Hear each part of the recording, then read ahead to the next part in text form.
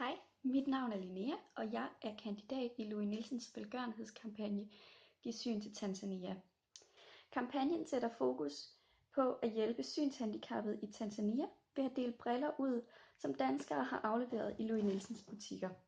Der er rigtig mange i Tanzania, som går rundt og faktisk ikke kan se ordentligt, fordi de har brug for briller, men de har ikke råd til at købe dem.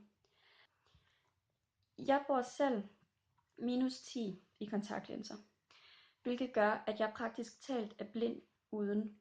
Jeg ved, hvordan det er ikke at kunne se, og jeg ved, hvilke begrænsninger det kan sætte i livet. Ikke at kunne se eller være svagtseende som barn er hæmmende for ens udvikling, både socialt, intellektuelt og motorisk. Jeg har været så privilegeret at være født i Danmark, så jeg har fået hjælp, siden jeg var lille. Derfor har jeg haft de samme muligheder som rigtig mange andre danskere. Hvis jeg var født i Tanzania, så havde min virkelighed set meget anderledes ud. Jeg ville ikke kunne tage en uddannelse, for jeg ville ikke kunne læse, hvad der stod på tavlen.